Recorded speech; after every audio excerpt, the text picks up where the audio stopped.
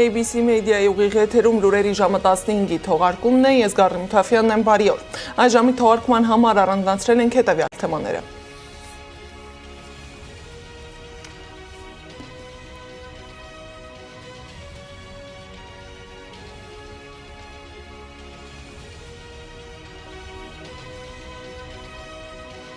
Ինչ տեսանք ԿՊԵ-ականները Հովանավանքում, որ դեպքում է գործող ուժը պատրաստ կաթողիկոսի հետ երկխոսության, խորհրդարանական ճեպազրույցի առանցքային կետերը։ Փաստաբան Կոչուբաևի կնոջ առողջական վիճակը կտրուկ վատթարացել է, փաստաբանը բաց նամակով դիմել է գլխավոր դատախազին։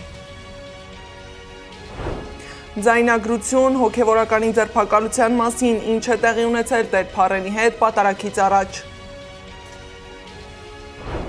Ծափեր, վանկարկումներ, բռնություն ու ագրեսիա, հավատի ճեղք կամ աղանդի սկիզբ, ինչ տեղի ունեցավ Հովանավանքում։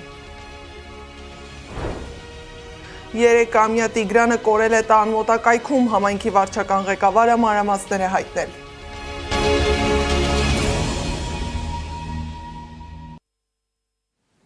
Իշխանությունն ընդդեմ եկեղեցու, կարգալույց քահանայի պատարագ, բռնություն ու ագրեսիայի ֆոնին, նոր աղանդի ձևավորման վտանգ։ Խորհրդարանական ճեպազրույցների առանցքում այս թեմաներն էին։ Ընդդիմության մտավախությունները լուրջ են, նոր աղանդի ձևավորման վտանգ են տեսնում։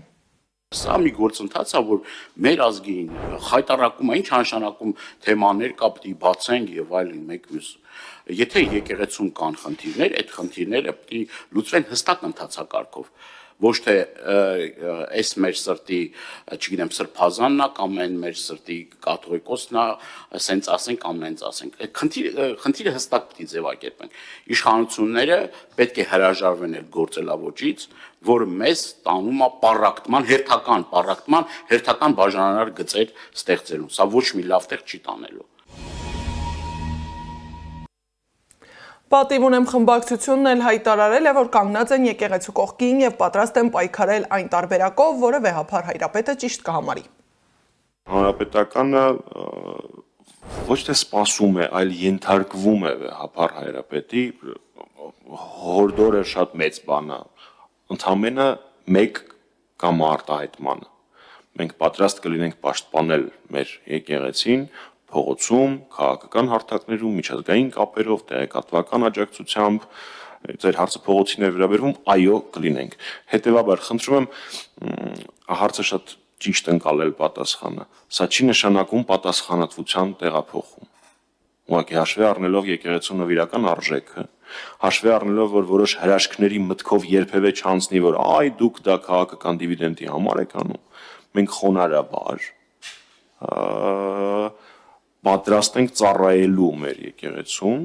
պաշտպանել մեր եկեղեցին այն տարբերակով, որը մեզ եկեղեցին կհուշի, իսկ եկեղեցու ղեկավարը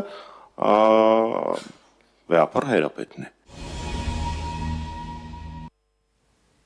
Պարզվում է ԿՊԵ-ականները Հովանավանքում միանգամայն այլ բան են տեսել, որոշ բաներ էլ չեն տեսել։ Օրինակ, պատգամավոր Վլադիմիր Վարդանյանը չի տեսել, թե ինչպես են քաղաքացու բերանը փակելով դուրս հանել եկեղեցուց, իսկ Արթուր Հովհաննիսյանը պնդել է, թե չկա եկեղեցի պետություն հակամարտություն եւ հակասություն։ Խնդիր կա հայ առաքելական Սուրբ եկեղեցու, բարձրաստիճան եկեղեցականների եւ կաթողիկոսի հետ, որոնք խախտել են Աստծուն տված ուխտը եւ իրենց վարքագծով նսեմացնում են ամեն հնարավոր արժեք։ Նպատակը հոգեվոր իշխանությունը ժողովրդին վերադարձնելն է։ Դա մեծապես կախված է Կտրիչ Ներսիսյանի պահվածքից եւ մյուս հոգեվորականների պահվածքից, բայց կարծում եմ, որ հասցեատերը ձեր հարցադրման ես չեմ, ամեն դեպքում քաղաքականության մեջ եւ կյանքում առասարակ ոչինչ բացառել չի կարելի։ Պահվածք ինչ նկատի ունեք, պարզաբանեք։ Պահվածքն նկատի ունեմ, որ կուսակրոնության ուխտը խախտած հոգեվորականները պետք է հեռանան եկեղեցուց եւ վերջ։ Սրան այլ ընտրանք չի կարող լինել։ Այսինքն երկխոսություն չի կարող լինել նրա մասին, որ կուսակրոնության ուխտը խախտած որևէ հոգեվորական պետք է շարունակի իր ծառայությունը եւ մենք որպես հավատավոր ժողովուրդ հաշտ լինենք դրա հետ։ Նման երկխոսություն չի կարող ուղղակի լինել։ Աշխարհիկ եւ հոգեվորական կյանքի սահմաններն ու ընդունված օրինաչափությունները խախտված են։ Վտանգները տեսնում են եւ քաղաքական գործիչները եւ հոգեվորականությունը։ Հովանավանքում տեղի ունեցածը որակում են եկեղեցին ու հավատավորներին պառակտելու քայլ եւ ուղիղ հարված մեր ազգային պետական կարևորագույն ինստիտուտին՝ եկեղեցուն։ Ասում են իշխանությունը սրանով խաղի նոր կանոններ է դնում, որտեղ այլևս չկան կարմիր գծեր։ Իսկ կասվածաբանները կարծում են, որ մենք ականատես ենք լինում նոր աղանդի ստեղծման։ Ինչ տեղի ունեցավ Հովանավանքում, Սեդա Մակարյանն է ուսումնասիրել թեման։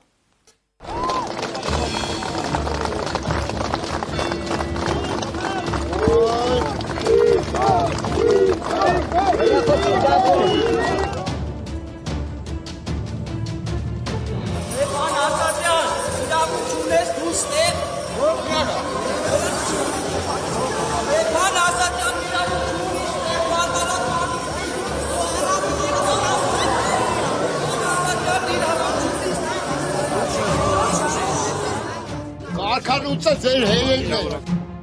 Ծափեր, վանկարկումներ, բռնություն ու ագրեսիա։ Կիրակնորյա պատարագը Հովանավանքում հիշեցրեց ոչ թե հոգևոր արարողություն, այլ բողոքի ակցիա։ Աստվածաբաններն ասում են տեղի ունեցածը նոր աղանդի ձևավորման վտանգավոր նախանշան է։ Այս պահին իրենց դուրս են դրել եկեղեցու հաղորդությունից եւ վերածվել են այլևս աղանդի։ Այսինքն եթե մինչ այս մենք խոսում էինք հայ առաքելական եկեղեցու մոլորյալ զավակների մասին, այլևս պետք է խոսենք ուղղակի աղանդավորական եւս մեկ կառույցի մասին։ Հայ աստվածաբաններն այսօր պատմական զուգահեռ են հասկացնում, հիշեցնելով, որ սա առաջին անգամը չէ, երբ եկեղեցուց փոխվելով փորձ է արվել ձևավորել նոր կրոնական ուղղություն։ Ես հասկանում եմ, դա պատմական զուգահեռ կարելի է ասել դիտարկել։ Թողարկեցների շարժման հետ, բայց երբ որ գոյություն ունեցող հոգևորականության մեջ, ասենք զայն բարձրացեց ներկայիս խնդիրների մոտավորապես նմանությամբ բարձրացրեցին ցածրագույն օղակի ներկայացուցիչները, որ իրենք պետք է ունենան կշիռ, իրենք պետք է ունենան առաջընթացի հնարավորություն եւ այլն։ Եվ դա վերածվեց հսկայական պատերազմի, էլի պատերազմի, որի մասնակիցները մի կողմից թնդրակեցները ունեին հազարանոց բանակ։ Մյուս կողմից փաստորեն ամբողջ պոտենցիալը երկրի լարված էր, որպեսզի թնդրակեցները չկարողանան իրականացնել իրենց ծրագիրը։ Թնդրակյան աղանդավորական շարժումը ձգտում էր վերացնել բարձրաստիճան հոգևորականությանը, նաև պարզեցնել եկեղեցական ծեսերը։ Ըստ այդ շարժման մարդն ունի մեկ երկրային կյանք, ուստի երկրային արխայությունը պետք է կառուցել երկրի վրա, կարճ ասած, որտեղ հաց, այնտեղ կաց։ Խաչն ու եկեղեցին մերժելով նրանք իրենց պայքարը անվանում էին ազատագրական։ Աստվածաբան Նիկողոս Հովանիսյանն ուղիղ նմանություն է տեսնում վերջերս արված հայտարարություններում։ Օրինակ, երբ որ մենք մայիսի 27-ին, որքան հիշում եմ, այս տարվա մայիսի 27-ին Փաշազադեն արեց հայտարարություն եւ անմիջապես մայիսի 28-ին եղավ եկեղեցին ճուլաններ արտահայտություն։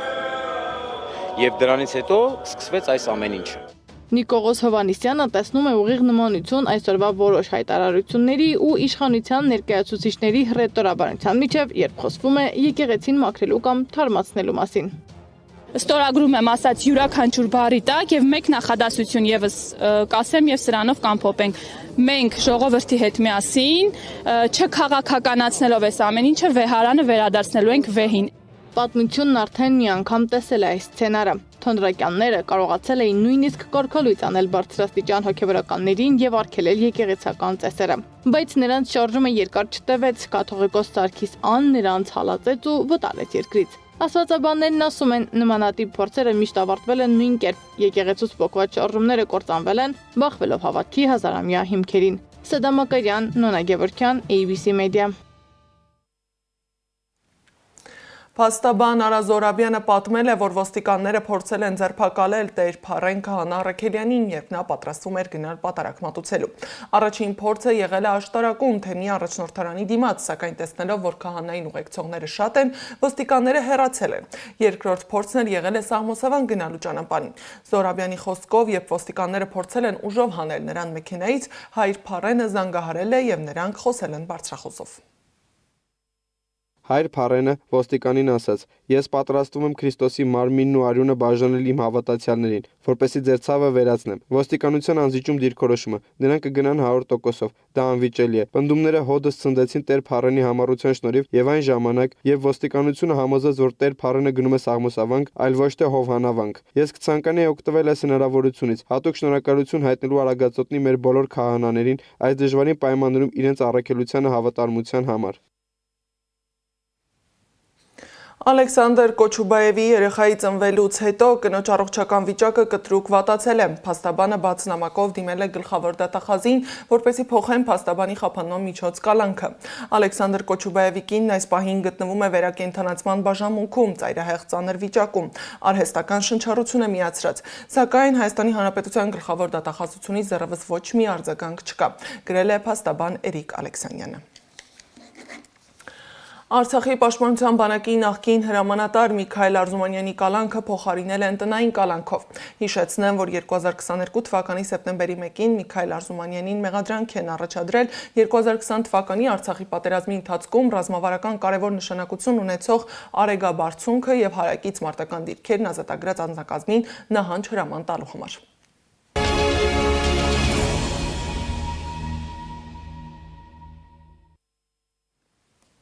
Այլ թեմաների մասին Գեղարքունիքի Ծափաթաղ գյուղի բնակիչ 3-ամյա Տիգրան Օվանեսովի որոնողական աշխատանքը ժամը 12:30-ի դրությամբ շարունակվում է, հայտնում է ներքին գործերի նախարարությունը։ Ներգրաված են ներքին գործերի նախարարության, քրեական ոստիկանության, գլխավոր վարչության, Գեղարքունիքի մարզային վարչության եւ մարզի համայնքային ոստիկանության 5 բաժիններից մոտ 150 եւ փրկարար ծառայությունից եւս 150 ծառայող ու կինոլոգներ։ Գործածում են նաեւ անօթաչուներ եւ տեխնիկական այլ միջոցներ, որոնումներին մասնակցում են նաև Ծափաթաղ գյուղի մերձակա բնակավայրերի բնակիչներ եւ մարզի տարբեր բնակավայրերից մոտ 200 կամավոր։ Իսկ Երևանի պետական համալսարանում եւս մեկ դասախոսի են հեռացրել։ Երևանի պետական համալսարանի միջազգային հարաբերությունների ֆակուլտետի հանրային կառավարման ամբիոնի դոցենտ Սահակ Մանուկյանը Facebook-ի իր էջում հայտնել է, որ իրեն ազատել են աշխատանքից։ Պարզվում է, պատճառը դասախոսության ժամանակ իր բերած օրինակն է, որը ըստ իրեն վիրավորել է իշխող կուսակցության մի падգամավորի արժանապատվությունը։ Դրանից հետո ըստ Մանուկյանի ԵՊՀ ռեկտորը որոշել է իրեն ազատել աշխատանքից։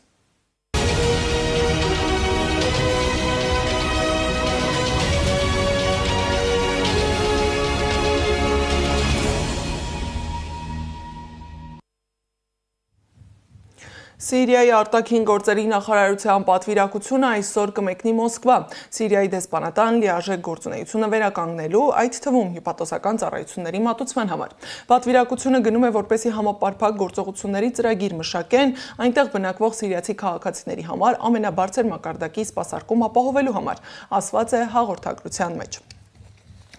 Թուրքիայի հյուսիս-արևմուտքում գտնվող Բալաքեսիր նահանգում տեղի ունեցած երկրաշարժի պատճառով խուճապի մեջ պատշգամբների ցատկելուց հետո կա 22 վիրավոր, նրանցից 4-ը դուրս են գրվել հիվանդանոցներից։ Նահանգապետ Ուստաուլուի խոսքով զոհեր կամ փլատակների տակ մնացած մարդիկ չկան։ Փլուզվել է 3 չգործածվող շենք եւ 1 խանութ։ Երկրաշարժից հետո տեղի է ունեցել 102 հետցնցում, որոնցից ամենաուժեղը եղել է 4.3 մագնիտուդով։ Նահանգում դպրոցները 1 օրով փակվել են։ Միջազգային մյուս լուրերը ռեպորտաժում։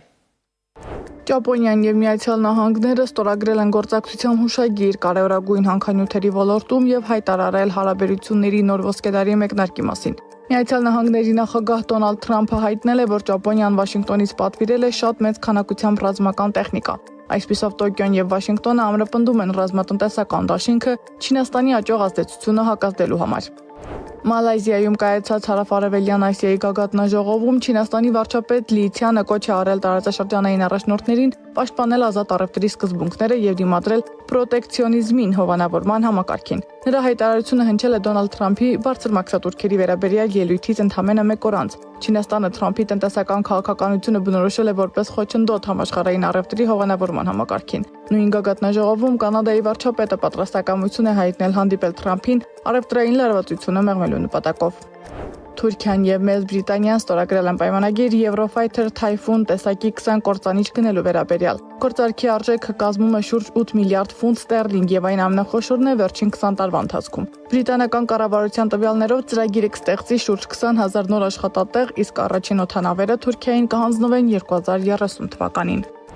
Կարիբյան ծովում ձևավորվող Մելիսա փոթորիկը, որը արդեն հասել է 5-րդ կատեգորիայի, սպառնում է դառնալ կղզու պատմության ամենաուժեղներից մեկը։ Ամերիկացի օդերևութաբանների խոսքով, մինչև 280 կմ/ժ արագությամբ քամիները կարող են առաջացնել ավերիչ ջրհեղեղներ եւ սողանքներ։ Սեդա Մակարյան, Նոնա Գևորքյան, ABC Media։ Այս ժամի թողարկման համար նախատեսել ենք այսքանը, շարունակեք հետևել ABC Media-ին սոցիալական բոլոր հարթակներում, YouTube-ում, Facebook-ում, Telegram-ում, WhatsApp-ում ու Instagram-ում կամ այցելեք մեր պաշտոնական կայք 3w.abcmedia.am։ Ժամը 18-ին եթերում կլինի ABC Newsroom-ը։